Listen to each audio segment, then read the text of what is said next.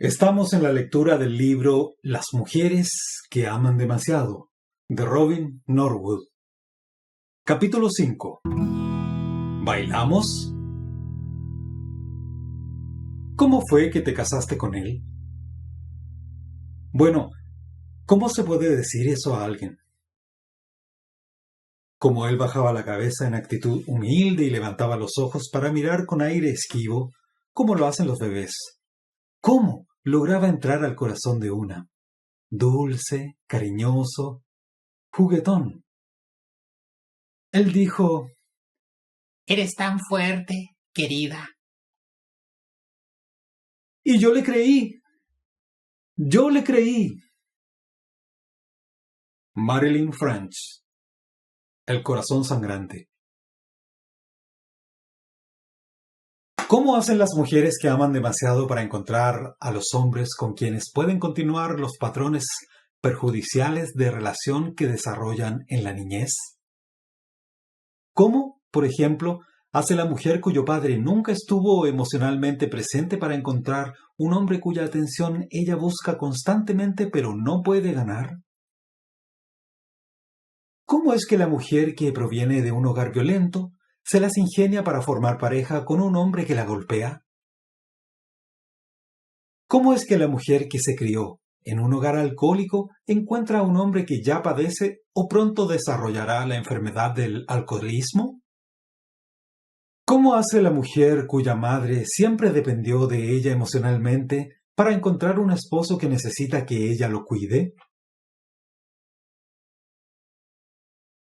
De todas las posibles parejas que encuentran, ¿cuáles son los indicios que llevan a estas mujeres hacia los hombres con quienes pueden continuar el baile que conocen tan bien desde la niñez? ¿Y cómo reaccionan o no reaccionan cuando se encuentran con un hombre cuya conducta es más sana y menos necesitada, inmadura o abusiva de lo que están acostumbradas, cuyo estilo de baile no concuerda tan bien con el de ellas? En el área de la terapia hay un viejo cliché que dice que la gente a menudo se casa con alguien que es igual a la madre o al padre con quien lucharon mientras crecían. Este concepto no es absolutamente acertado. No es tan cierto que la pareja que elegimos sea igual a mamá o a papá, sino que con esa pareja podemos sentir lo mismo y enfrentar los mismos desafíos que encontramos al crecer. Podemos repetir la atmósfera de niñez que ya conocemos tan bien y utilizar las mismas maniobras en las que ya tenemos tanta práctica. Esto es lo que, para la mayoría de nosotras, constituye el amor.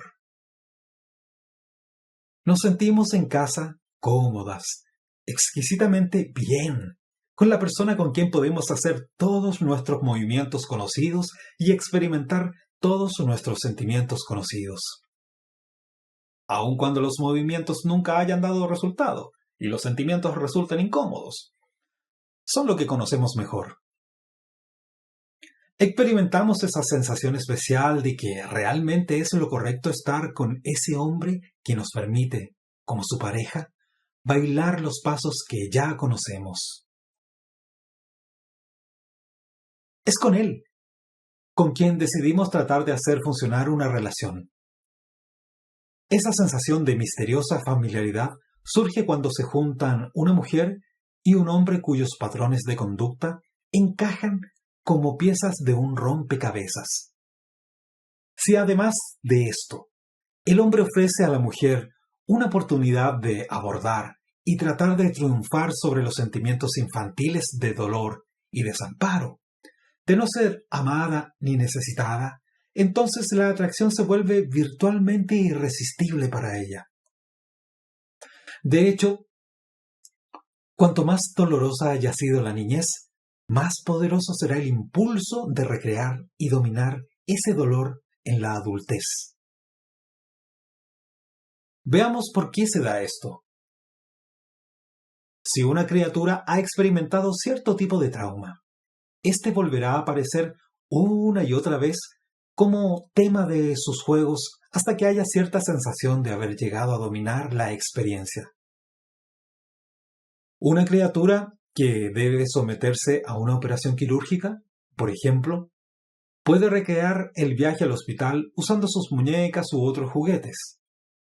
Puede convertirse en el médico, en un juego y en el paciente en otro, hasta que el miedo ligado al acontecimiento disminuye lo suficiente. Como mujeres que amamos demasiado, nosotras hacemos algo muy parecido. Recreamos y volvemos a experimentar relaciones infelices en un intento de hacerlas manejables, de dominarlas. De aquí se deduce que en realidad no hay casualidades en las relaciones. Cuando una mujer cree que inexplicablemente tuvo que casarse con cierto hombre, alguien a quien jamás habría elegido deliberadamente como esposo, resulta imperativo que ella examine por qué eligió una relación íntima con ese hombre en particular. ¿Por qué corrió el riesgo de quedar embarazada de él? Del mismo modo, cuando una mujer afirma que se casó por capricho, o que era demasiado joven para saber lo que hacía, o que no estaba del todo en sus cabales y no podía tomar una decisión responsable, estas también son excusas que merecen un análisis más profundo. En realidad, ella sí eligió, aunque en forma inconsciente, y a menudo con gran conocimiento sobre su futura pareja, aún desde el principio. Negar esto es negar responsabilidad por nuestras decisiones y nuestra vida, y tal negación impide la recuperación. Pero, ¿cómo lo hacemos? ¿Cuál es exactamente el misterioso proceso, la fascinación indefinible que enciende la chispa entre una mujer que ama demasiado y el hombre que la atrae? Si replanteamos la pregunta en otra forma, ¿qué señales se encienden entre una mujer que necesita ser necesitada y un hombre que busca a alguien que asuma la responsabilidad por él? ¿O entre una mujer que es extremadamente sacrificada y un hombre extremadamente egoísta? ¿O entre una mujer que se defiende como víctima y un hombre cuya identidad se basa en el poder y la agresión? ¿O una mujer que necesita controlar a un hombre que es inadecuado? Entonces el proceso comienza a perder parte de su misterio, porque hay señales definidas, indicios que son enviados y registrados por cada uno de los participantes en el baile. Cabe recordar que en cada mujer que ama demasiado hay dos factores en juego. 1. El hecho de que sus patrones conocidos concuerden con los de él como una llave en una cerradura. Y 2.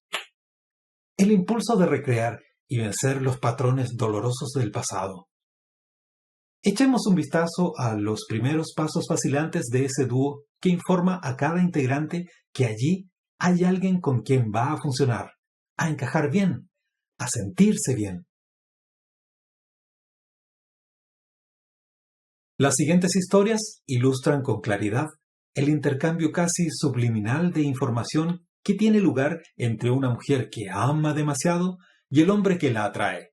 Un intercambio que de inmediato establece la escena para el patrón de su relación, de su danza, de allí en adelante.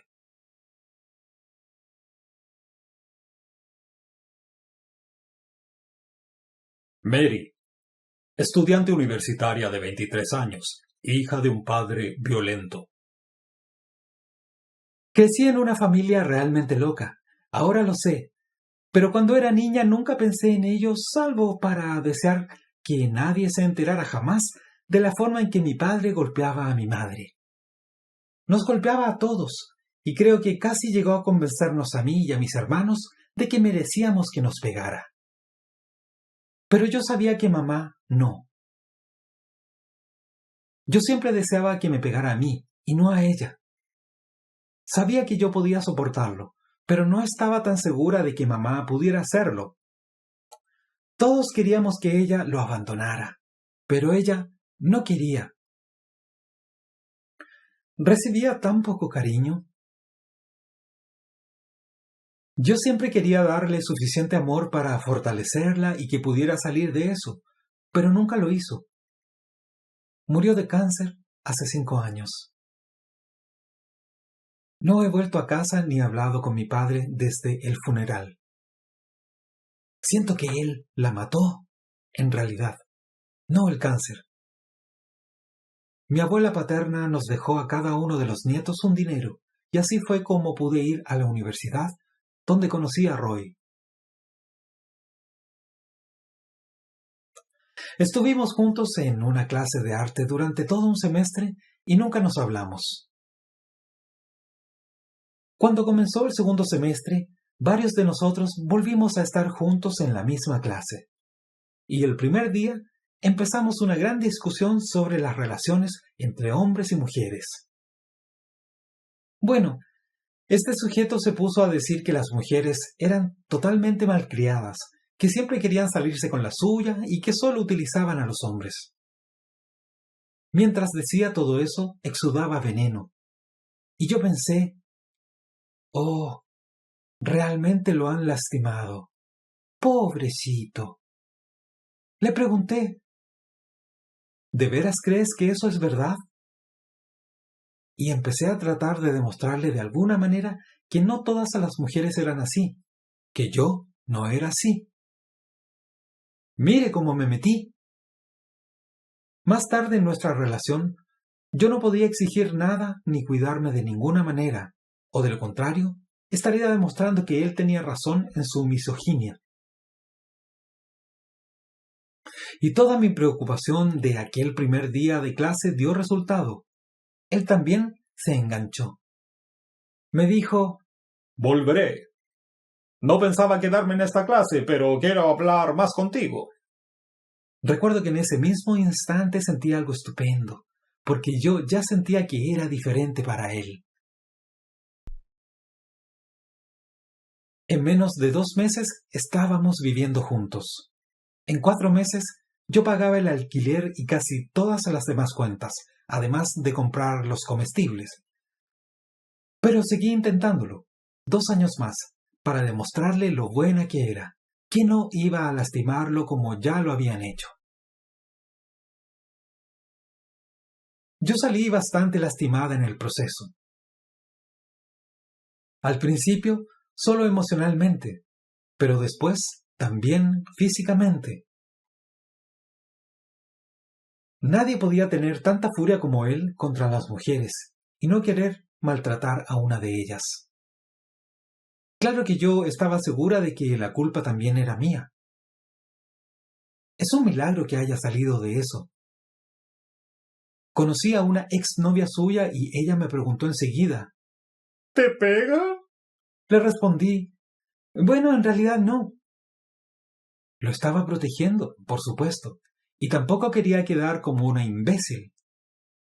Pero sabía que ella lo sabía, porque había pasado por eso antes que yo. Al principio, sentí pánico.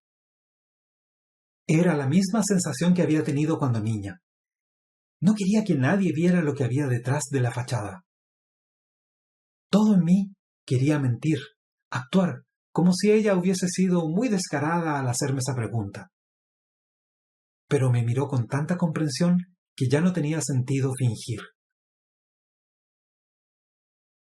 Hablamos mucho tiempo.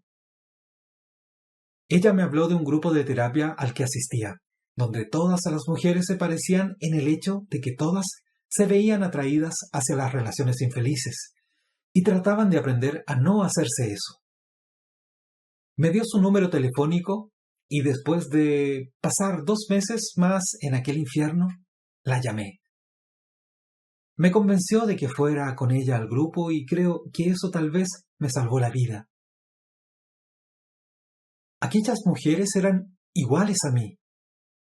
Habían aprendido a soportar cantidades increíbles de dolor, por lo general desde la niñez.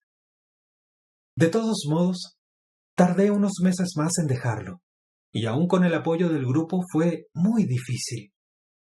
Yo tenía aquella increíble necesidad de demostrarle que era digno de ser amado. Y pensaba que si tan solo yo pudiera amarlo lo suficiente, él cambiaría. Gracias a Dios que superé eso. Si no, estaría haciéndolo otra vez. La atracción de Mary hacia Roy. Cuando Mary, la estudiante de arte, conoció a Roy, el misógino, fue como si ella conociera a la síntesis de su madre y su padre. Roy era irascible y odiaba a las mujeres. Ganar su amor era para Mary como ganar el de su padre, que también era irascible y destructivo. Cambiarlo por medio de su amor era cambiar a su madre y salvarla. Mary veía a Roy como una víctima de sus malos sentimientos y quería amarlo hasta que se pusiera bien.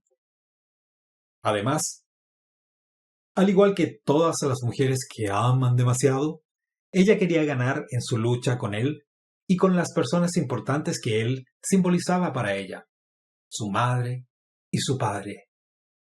Eso hizo que fuera tan difícil acabar con esa relación destructiva e insatisfactoria.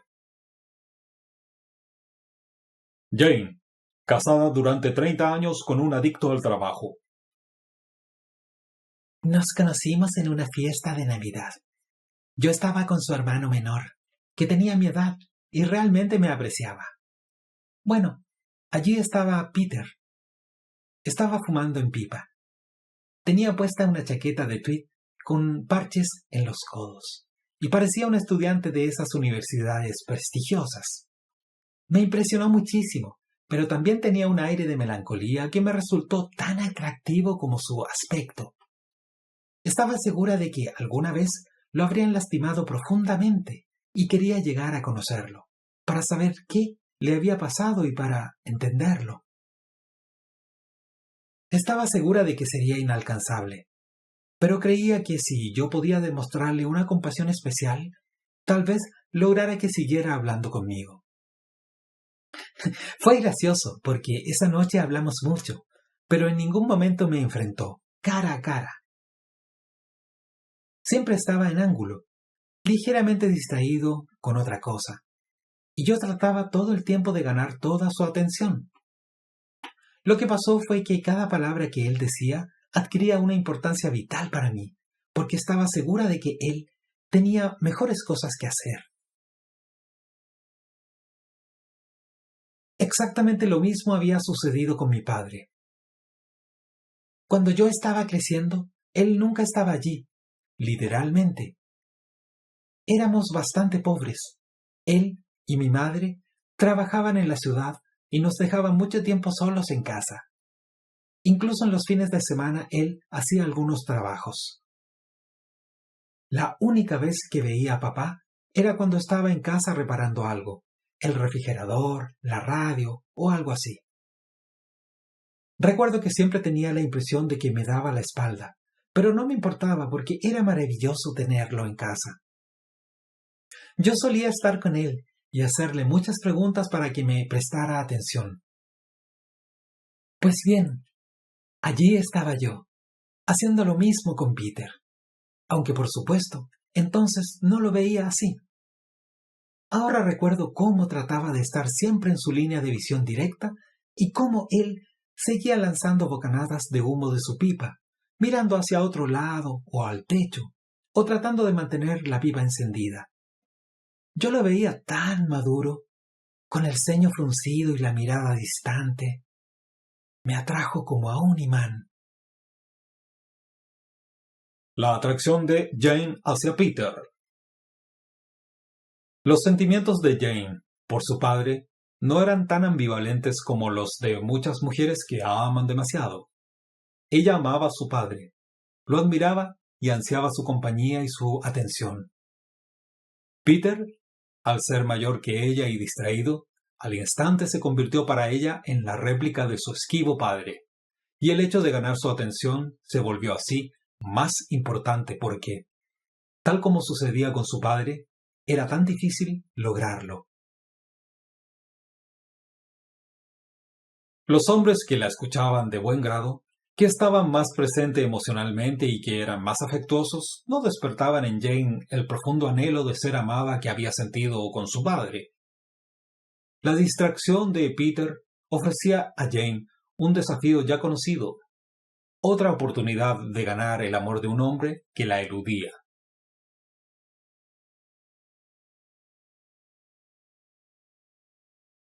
Peggy, criada por una abuela hipercrítica y una madre que no la apoyaba emocionalmente, ahora está divorciada y tiene 2 hijas. Nunca conocí a mi padre. Él y mi madre se separaron antes de que yo naciera.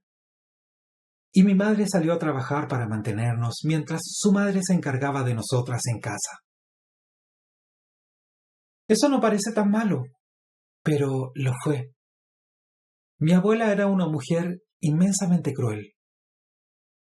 No nos pegaba, ni a mi hermana ni a mí, pero nos lastimaba mucho con sus palabras, todos los días. Nos decía lo malas que éramos, todos los problemas que le causábamos, que éramos buenas para nada. Esa era una de sus frases preferidas. Lo irónico era que todas sus críticas solo hacían que mi hermana y yo nos esforzáramos más por ser buenas, por valer la pena. Mi madre nunca nos protegía de ella.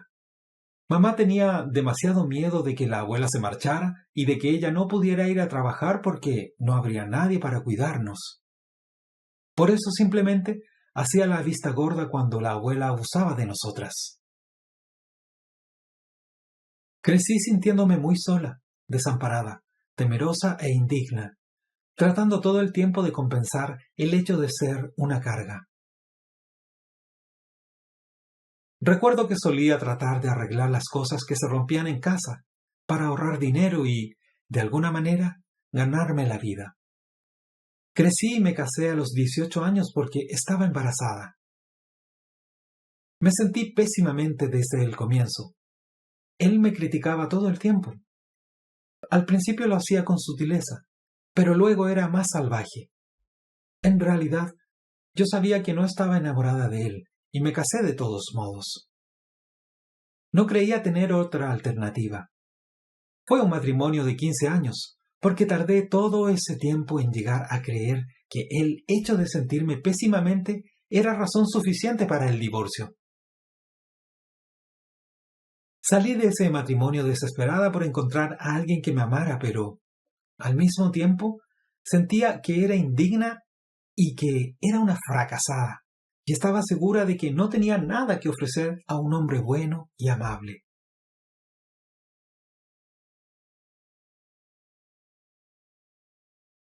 La noche que conocí a Bar era absolutamente la primera vez que salía a bailar sin mi pareja. Mi amiga y yo habíamos ido de compras. Ella se compró un atuendo completo, pantalones, blusas, zapatos nuevos, y quería ponérselos y salir. Entonces fuimos a una discoteca de la que ambas habíamos oído hablar. Algunos hombres de negocios que no eran de la ciudad nos invitaron con unos tragos y bailaron con nosotras. Y estaba bien. Algo amistoso, pero no excitante. Entonces vi a ese sujeto junto a la pared. Era muy alto, muy delgado. Estaba increíblemente bien vestido y era muy buen mozo. Recuerdo que me dije: ¡uy, ese hombre! Es el hombre más elegante y arrogante que yo haya visto. Y luego, apuesto a que podría entusiasmarlo. Incidentalmente, aún recuerdo el momento en que conocí a mi primer marido. Estábamos en la escuela secundaria y él estaba recostado contra la pared en lugar de estar en clase. Y entonces me dije: parece bastante alocado. Apuesto a que yo podría ponerle los pies sobre la tierra. ¿Lo ve? ¿Lo ven, queridas amigas auditoras de este audiolibro? Yo siempre estaba tratando de arreglar las cosas.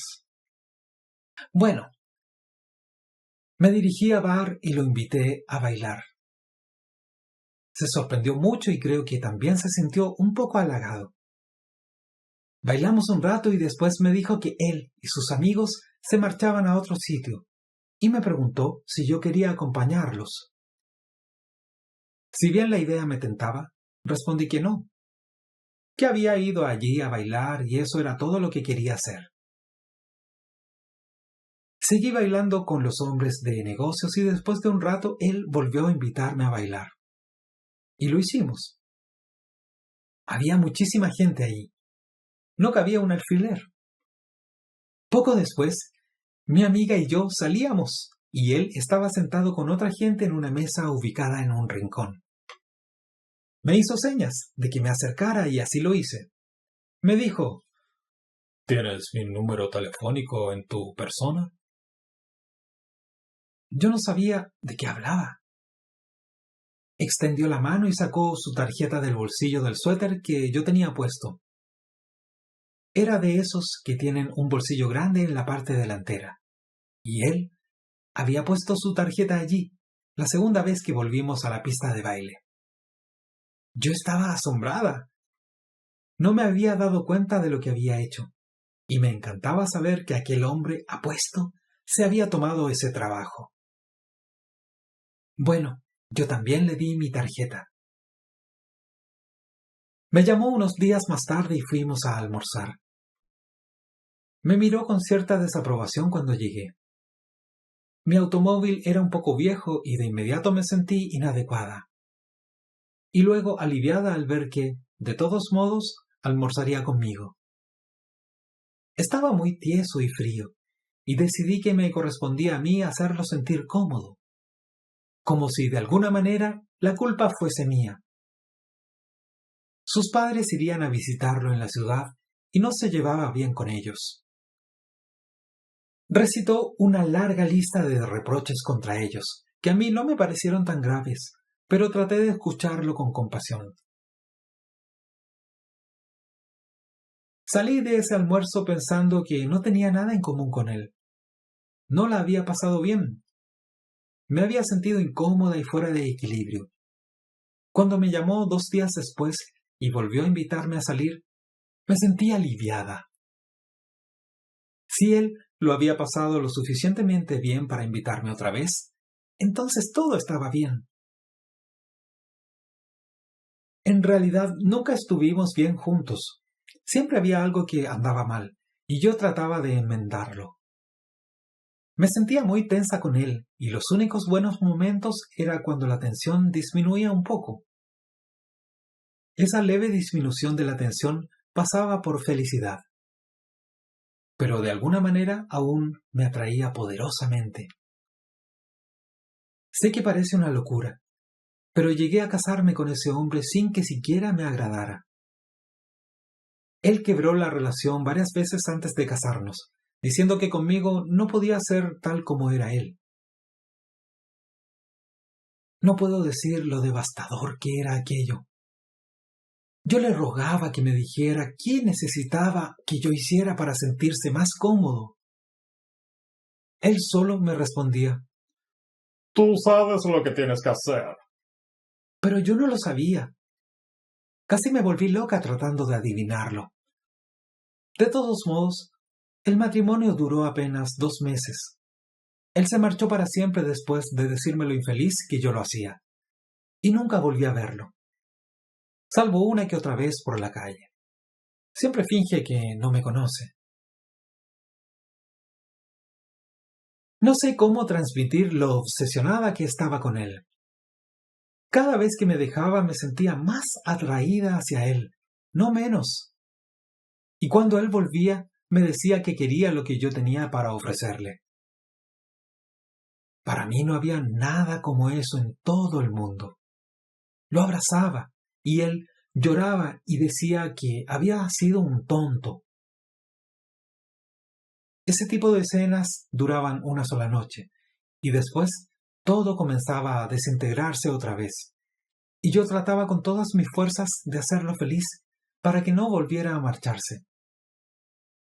Cuando decidió terminar con el matrimonio, yo apenas funcionaba. Era incapaz de trabajar o de hacer algo que no fuera sentarme, mecerme hacia adelante y atrás y llorar. Me sentía como si estuviera muriendo. Tuve que buscar ayuda para no volver a llamarlo, porque ansiaba que todo se solucionara, pero sabía que no podría sobrevivir a otra vuelta en ese cruel carrusel.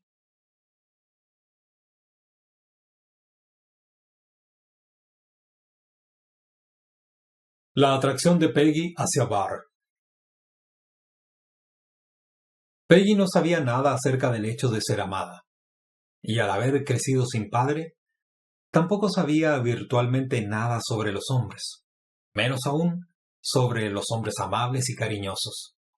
Pero sí sabía mucho, por su niñez con su abuela, sobre el hecho de verse rechazada y criticada por alguien muy insano. También sabía esforzarse al máximo por ganar el amor de una madre que no podía, por sus propios motivos, dar amor, ni siquiera protección. Su primer matrimonio ocurrió porque ella se permitió intimar con un joven que la criticaba y la condenaba, y por quien sentía poco afecto. El sexo con él era más una lucha por ganar su aceptación que una expresión de su afecto por él.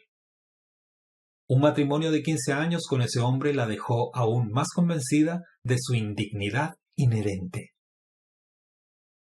Tan fuerte era su necesidad de repetir el ambiente hostil de su niñez y continuar su lucha por ganar el amor de aquellos que no podían darlo, que cuando conoció a un hombre que le pareció frío, distante e indiferente, de inmediato se sintió atraída hacia él. Había allí otra oportunidad de convertir a una persona desamorada en alguien que finalmente la amara. Una vez que se comprometieron, las pocas alusiones de él al hecho de que Peggy estaba progresando en sus intentos de enseñarle a amarla, la capacitaban para seguir intentándolo a pesar de la destrucción de su propia vida. Su necesidad de cambiarlo, y también a su madre y a su abuela, a quienes él representaba, era así de fuerte. Eleanor, 66 años, criada por una madre divorciada y demasiado posesiva. Mi madre no podía llevarse bien con ningún hombre. Se divorció 2 veces en una época en que nadie se divorciaba siquiera una vez. Yo tenía una hermana, 10 años mayor que yo, y mi madre me dijo más de una vez: «Tu hermana era la niña de tu padre, entonces yo decidí tener una para mí». Eso es exactamente lo que yo era para ella, una posesión y una extensión de sí misma. Ella no creía que fuéramos 2 personas distintas.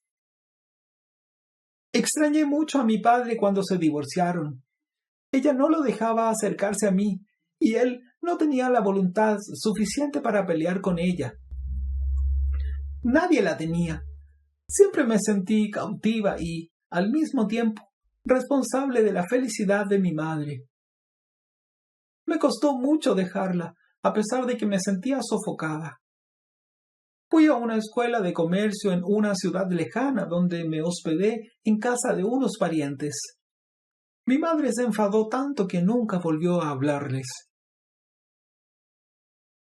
Cuando terminé la escuela, empecé a trabajar como secretaria en el departamento de policía de una gran ciudad. Un día entró aquel oficial buen mozo de uniforme y me preguntó dónde estaba el surtidor de agua. Se lo señalé. Luego me preguntó si había vasos. Le presté mi taza de café. Él necesitaba tomar unas aspirinas. Aún lo veo echando la cabeza hacia atrás para tragar esas tabletas. Entonces dijo: «Vaya, anoche sí que me emborraché». En ese mismo instante me dije: «Oh, qué triste. Está bebiendo demasiado, tal vez porque se siente solo». Era justo lo que yo quería. Alguien a quien cuidar, alguien que me necesitara. Pensé, me encantaría tratar de hacerlo feliz. Nos casamos 2 meses después y pasé los siguientes 4 años intentándolo. Solía cocinar unas comidas estupendas, con la esperanza de atraerlo a casa, pero él salía a beber y no regresaba hasta muy tarde. Entonces peleábamos y yo lloraba. La siguiente vez que él volvía tarde, yo me culpaba por haberme enfadado la última vez, y me decía: no es extraño que no venga a casa. Las cosas empeoraron cada vez más hasta que finalmente lo dejé. Todo eso pasó hace 37 años y apenas el año pasado me di cuenta de que era alcohólico. Siempre había pensado que la culpa de todo era mía, que yo no sabía hacerlo feliz. La atracción de Eleanor hacia su esposo. Si usted tuvo una madre que odiaba a los hombres, y ella le enseñó que son malos, y si, por otro lado, usted amaba a su padre perdido y los hombres le parecían atractivos, es muy probable que crezca con temor de que los hombres que usted ame la dejarán. Por lo tanto, usted podría intentar encontrar un hombre que necesite su ayuda y su comprensión, de modo que usted tenga control de la relación. Eso es lo que hizo Eleanor cuando se vio atraída por el apuesto policía sediento. Si bien esta fórmula supuestamente nos protege de las posibles heridas y de ser abandonadas al asegurarnos que nuestro hombre depende de nosotras, el problema es que hay que empezar con un hombre que tenga un problema. En otras palabras, un hombre que ya esté en camino de entrar a la categoría de los hombres son malos. Eleanor quería garantizar que su hombre no la abandonara, como lo había hecho su padre y como le había dicho su madre que lo haría cualquier hombre. Y la necesidad de él parecía proporcionarle esa garantía. Pero la naturaleza de su problema hacía que fuera más probable que se marchara. Por tanto, la situación que supuestamente debía asegurar a Eleanor que no sería abandonada surtió el efecto opuesto. Le garantizó que sí sería abandonada. Cada noche que él no volvía a casa, demostraba que la madre de Eleanor había estado en lo cierto con respecto a los hombres. Y finalmente ella, al igual que su madre, obtuvo el divorcio de un hombre malo.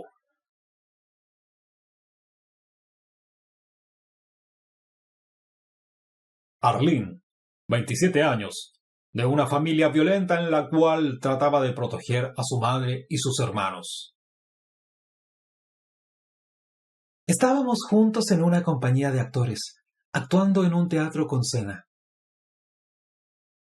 Ellis tenía 7 años menos que yo, y no me resultaba muy atractivo físicamente. No me interesaba en particular, pero un día hicimos algunas compras juntos y después fuimos a cenar. Mientras hablábamos, todo lo que yo pude escuchar fue que su vida era un desastre.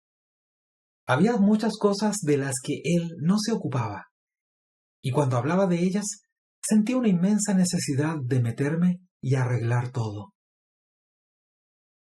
Aquella primera noche mencionó que era homosexual. Como no encajaba en mi sistema de valores, decidí tomarlo a la ligera y bromeé al respecto. En realidad, me asustaban los hombres cuando me hacían descaradas propuestas sexuales. Mi ex esposo había sido abusivo conmigo, y también otro novio.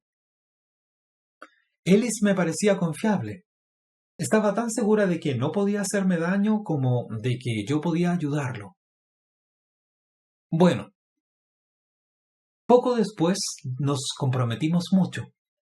De hecho, vivimos juntos varios meses hasta que di por terminada la relación, durante la cual todo el tiempo estuve tensa y asustada.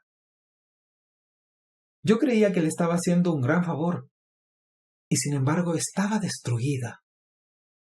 Mi ego también se resintió. La atracción que sentía Ellis por los hombres siempre era mucho más fuerte que la que sentía hacia mí. Es más, la noche que pasé en el hospital, gravemente enferma de neumonía viral, no me visitó porque estaba con un hombre.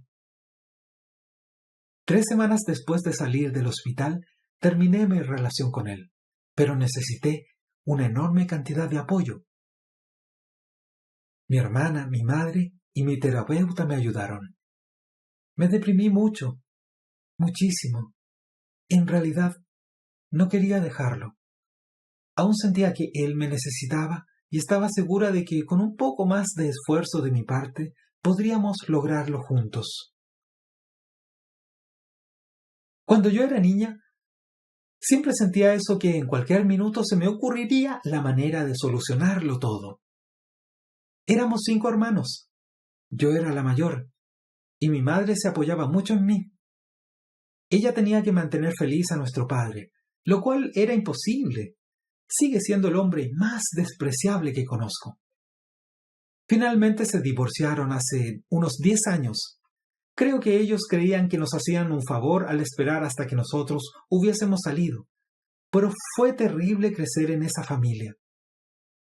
Mi padre nos pegaba a todos, incluso a mi madre, pero trataba peor a mi hermana en cuanto a violencia y a mi hermano en cuanto a abuso verbal. De un modo u otro nos maltrataba a todos.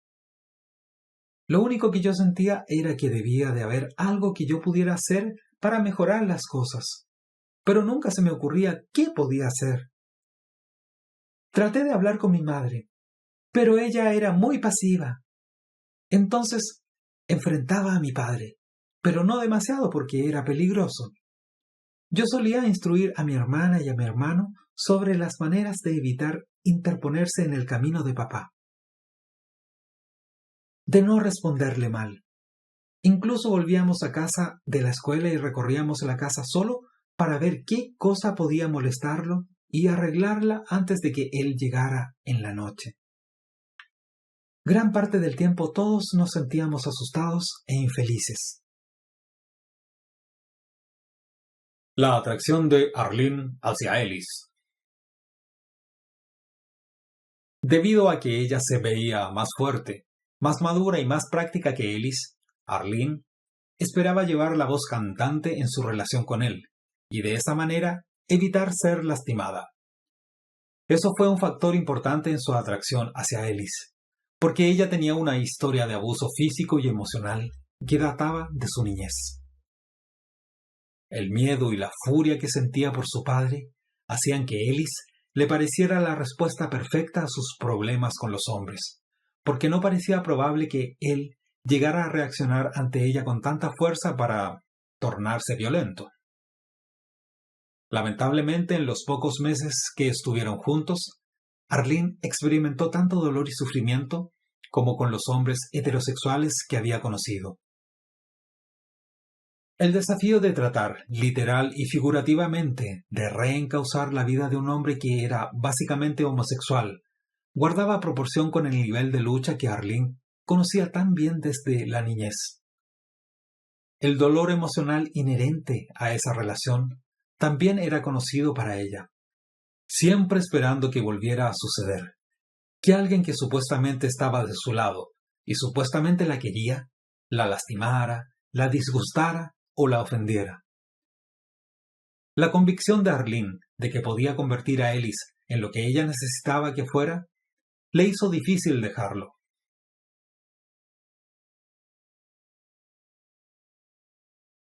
Susana, 26 años, divorciada de 2 alcohólicos, hija de una madre emocionalmente dependiente.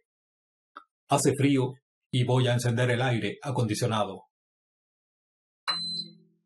Gracias. Vamos con Susana entonces.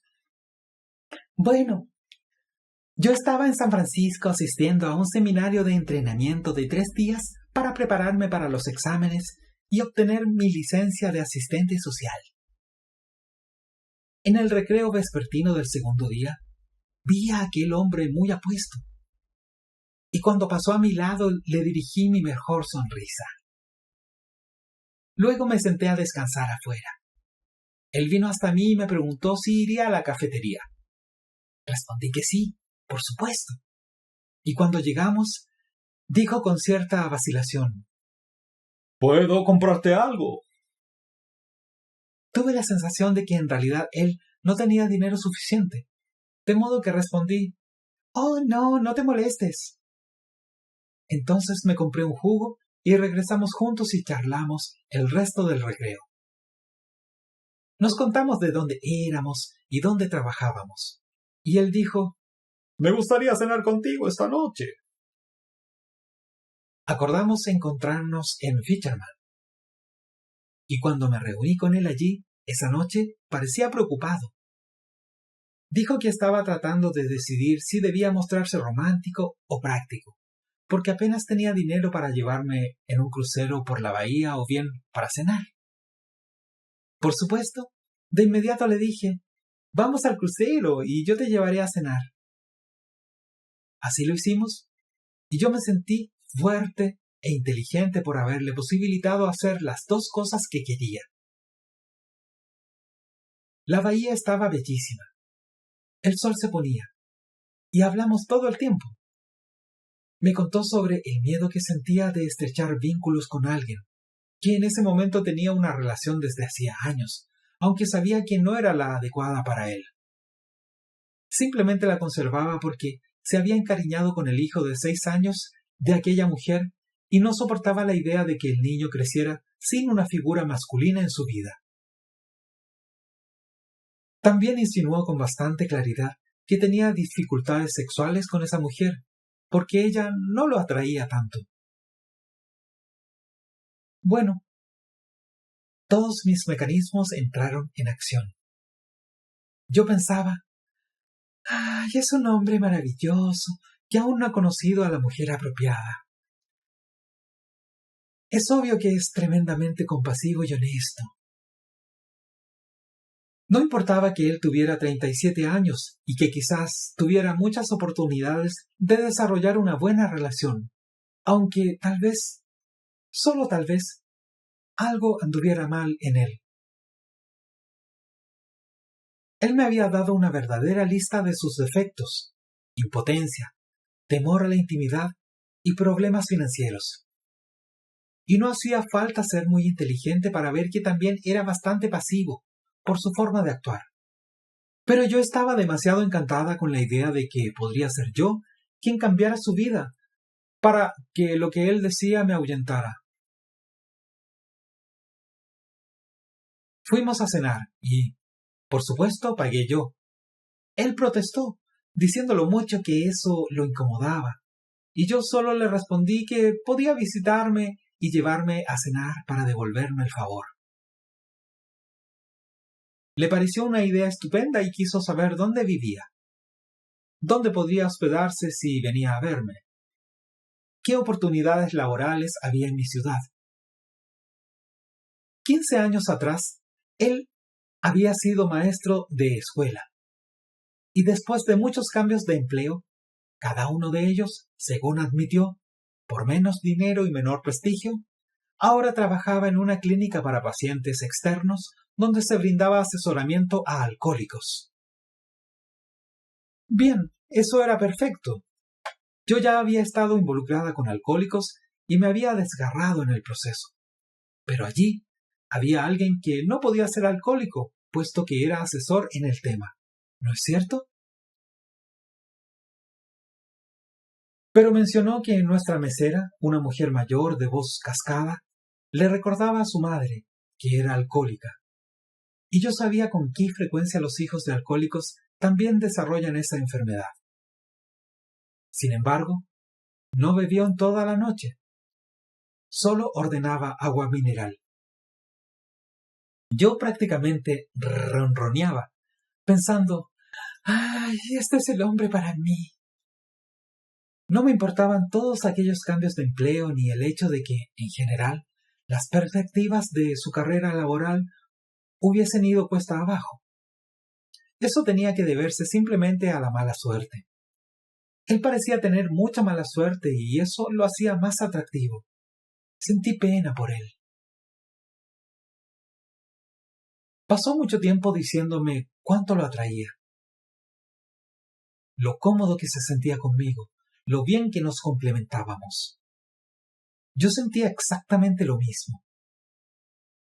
Esa noche, cuando nos despedimos, se comportó como un perfecto caballero y yo le di un beso de buenas noches muy cálido.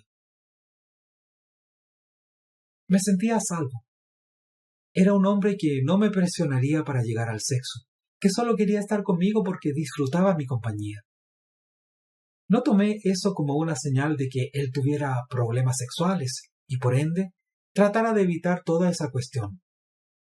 Creo que estaba segura de que, ante la oportunidad, yo podría solucionar cualquier pequeña dificultad que tuviera.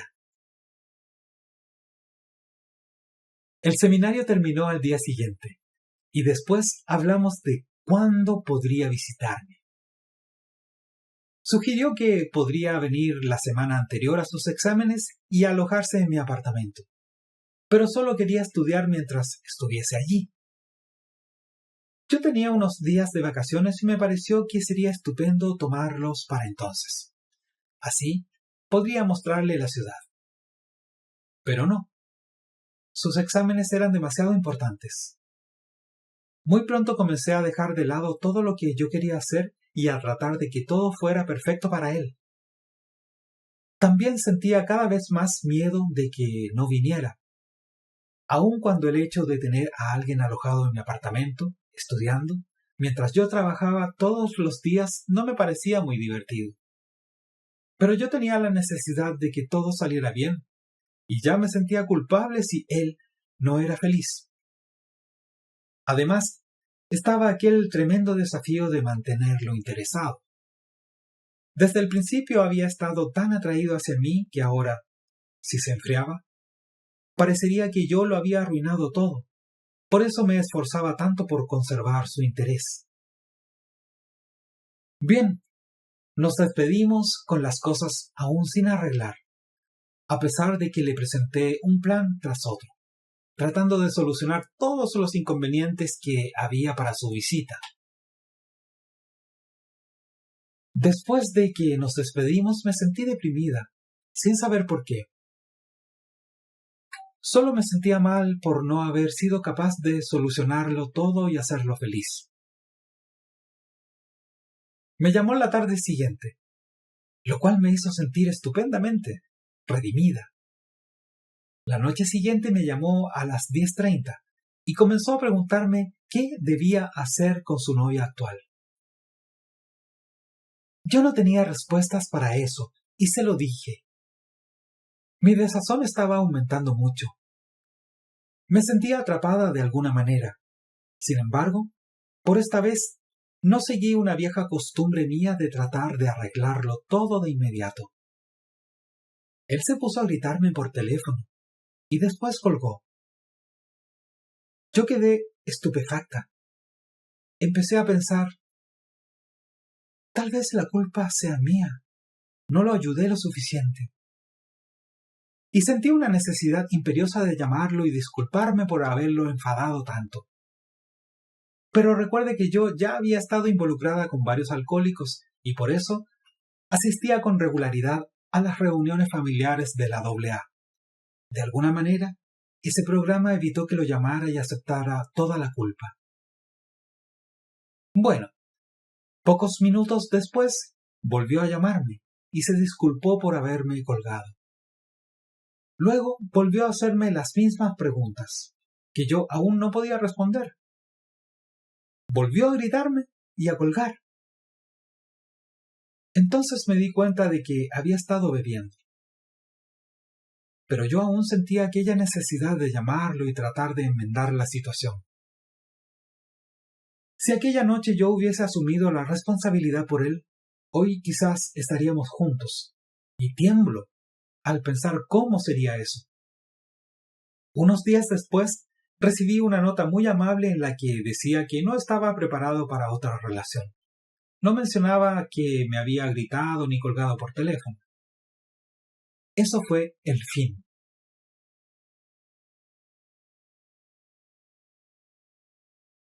Un año atrás habría sido solo el comienzo. Era la clase de hombre que siempre me resultó irresistible. Apuesto, encantador, un poco necesitado, lejos de haber desarrollado todas sus posibilidades. En las reuniones, cuando alguien menciona cómo se vio atraída no por lo que un hombre era, sino por su potencial, nos reímos mucho, porque todas lo hemos hecho. Nos hemos sentido atraídas por alguien porque estábamos seguras de que necesitaba nuestra ayuda y nuestro aliento para elevar sus dones al máximo. Yo conocía muy bien esos intentos de ayudar, de complacer, de hacer todo el trabajo y asumir toda la responsabilidad por una relación. Lo había hecho cuando niña, con mi madre, y más tarde, con cada uno de mis maridos. Mi madre y yo nunca nos llevamos bien.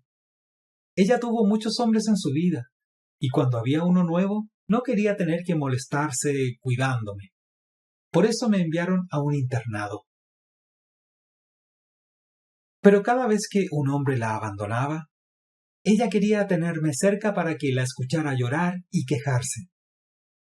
Cuando estábamos juntas, mi trabajo era consolarla y apaciguarla, pero yo nunca podía hacerlo lo bastante bien para quitarle el dolor. Entonces se enojaba conmigo y decía que en realidad ella no me importaba. Luego aparecía otro hombre y volvía a olvidarme por completo. Claro que crecí tratando de ayudar a la gente. Solo entonces me sentía importante o digna cuando niña, y había desarrollado una necesidad de mejorar cada vez más mi desempeño. Por eso fue una gran victoria para mí cuando finalmente vencí la necesidad de perseguir a un hombre que no tenía nada que ofrecerme, sino la oportunidad de ayudarlo.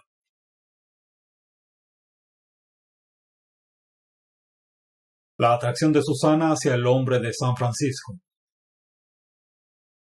Para Susana, dedicarse a la asistencia social fue tan inevitable como su atracción hacia los hombres que parecían necesitar su consuelo y su aliento.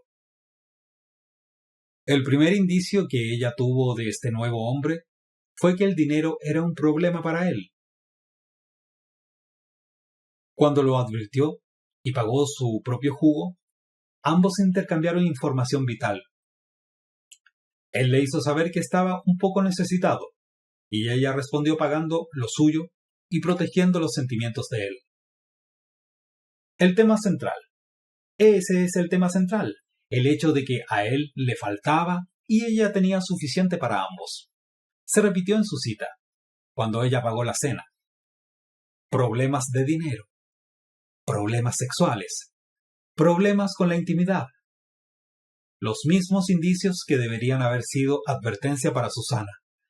Dado su historial de relaciones con hombres necesitados y dependientes, fueron en cambio las señales que la atrajeron, pues despertaron su interés de proporcionar cuidados y atenciones. Fue muy difícil ignorar lo que para ella era un anzuelo poderoso, un hombre que no estaba del todo bien, pero que, según parecía, con su ayuda y atención, podía llegar a ser algo especial. Susana no fue capaz de preguntar al principio, ¿qué hay en esto para mí? Pero, como estaba en el proceso de recuperación, finalmente pudo evaluar bajo una luz realista lo que estaba ocurriendo. Por primera vez, prestó atención a lo que ella obtenía de la relación, en lugar de concentrarse por completo en cómo podría ayudar a aquel hombre necesitado. Es obvio que cada una de las mujeres de quienes hemos hablado encontró un hombre que le presentaba la clase de desafío que ella ya había conocido y que, por consiguiente, era alguien con quien podía sentirse cómoda, sentirse ella misma. Pero es importante entender que ninguna de estas mujeres reconoció lo que la atraía. De haber existido esa comprensión, también habría habido una elección más conveniente respecto de entrar o no en una situación que constituía tal desafío. Muchas veces creemos que nos atraen cualidades que parecen ser lo opuesto a las que poseían nuestros padres. Arlene, por ejemplo, al verse atraída por un hombre bisexual mucho más joven que ella, de contextura menuda y nada agresivo físicamente hacia ella, sintió conscientemente que estaría a salvo con un hombre que, casi con certeza, no repetiría el patrón de violencia de su padre. Pero la lucha menos consciente por convertirlo en lo que no era, por permanecer en una situación que desde el comienzo obviamente no satisfaría su necesidad de amor y seguridad, fue el elemento incitante en el desarrollo de una relación con él, y eso hizo que le resultara tan difícil abandonar a Ellis y al desafío que él representaba. Más tortuoso aún, pero igualmente común es lo ocurrido entre Mary, la estudiante de arte, y su misógino violento. En su primera conversación estuvieron presentes todos los indicios acerca de quién era él y de su forma de sentir, pero la necesidad de Mary de aceptar el desafío que él representaba era tan grande que, en lugar de verlo como peligrosamente irascible y agresivo, lo percibió como una víctima indefensa que necesitaba comprensión.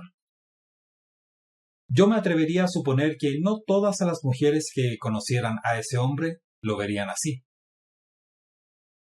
La mayoría trataría de apartarse de él y de sus actitudes. No, pero ¿cómo se te ocurre con ese imbécil? No. Pero Mary distorsionó lo que veía, debido a la intensidad de su impulso de relacionarse con ese hombre y con todo lo que él representaba. Una vez iniciadas, ¿por qué resulta tan difícil poner fin a estas relaciones? ¿Dejar a esa persona que nos está arrastrando por todos los pasos dolorosos de esa danza destructiva?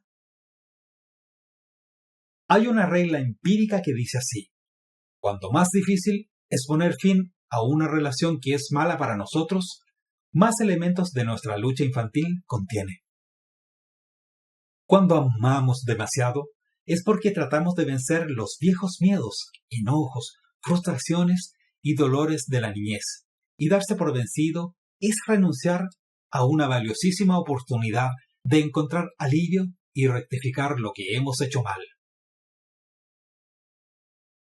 Si bien estos son los fundamentos psicológicos inconscientes que explican nuestro impulso de estar con él a pesar del dolor, hacen poca justicia a la intensidad de nuestra experiencia consciente. Sería difícil exagerar la pura carga emocional que este tipo de relación, una vez iniciada, acarrea para la mujer involucrada.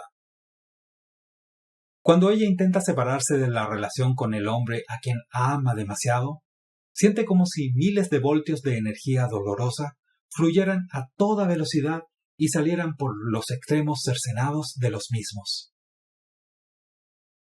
La antigua sensación de vacío renace y se arremolina a su alrededor, arrastrándola hacia el lugar donde aún pervive su terror infantil a estar sola. Y ella está segura de que se ahogará en el dolor. Esta clase de carga, las chispas, la atracción, el impulso de estar con esa otra persona y de hacer que la relación funcione, no está presente en la misma medida en las relaciones más saludables y satisfactorias, porque no representan todas las posibilidades de saldar viejas cuentas y de prevalecer sobre lo que una vez fue abrumador. Esta emocionante posibilidad de rectificar viejos errores, de recuperar el amor perdido y de ganar una aprobación reprimida, es lo que, para las mujeres que aman demasiado, constituye la atracción inconsciente que subyace al hecho de enamorarse. Es también por eso que, cuando entran en nuestra vida hombres que se interesan por nuestro bienestar, nuestra felicidad y nuestra realización personal, y que presentan la verdadera posibilidad de una relación sana, por lo general no nos interesa. Y no nos equivoquemos, esa clase de hombres sí entran en nuestra vida. Cada una de mis pacientes que ha amado demasiado ha podido recordar por lo menos a uno, y a menudo a varios hombres a quienes describieron como realmente agradables, tan amables, de verdad se preocupaban por mí. Entonces, por lo general, viene la sonrisa irónica y la pregunta: ¿por qué no me quedé con él? A menudo ella es capaz de responder su propia pregunta enseguida. Por alguna razón nunca me entusiasmó tanto. Supongo que era demasiado agradable, ¿no?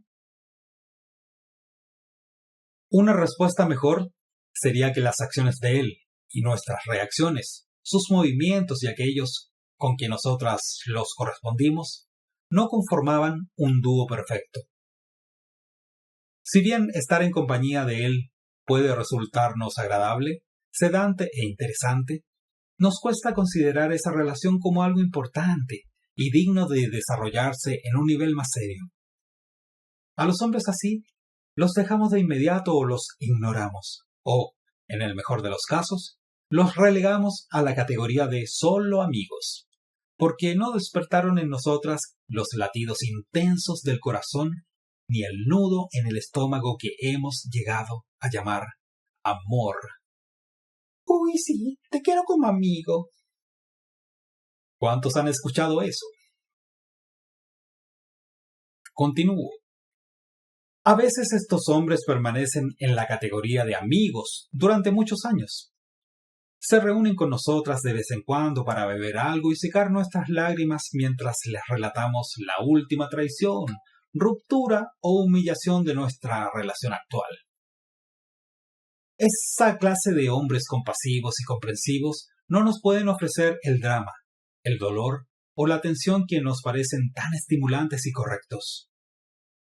Eso se debe a que, para nosotras, lo que debiera hacernos sentir mal ha llegado a hacernos sentir bien, y lo que debiera parecernos bueno ha llegado a parecernos extraño, sospechoso e incómodo.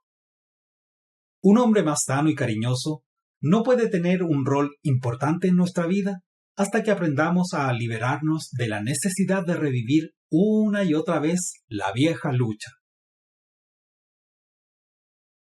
Una mujer con antecedentes más saludables tiene reacciones y, por consiguiente, relaciones que son muy distintas, porque la lucha y el sufrimiento no le resultan tan familiares, no integran en tanta medida su historia y, por lo tanto, no son cómodos para ella. Si el hecho de estar con un hombre hace que se sienta incómoda, herida, preocupada, decepcionada, enfadada, celosa, o le provoca algún otro tipo de perturbación emocional, ella lo experimentará como desagradable y aversivo, algo que debe evitar en lugar de insistir. Por otro lado, sí insistirá con una relación que le ofrezca cariño, consuelo y compañerismo, porque eso la hace sentir bien.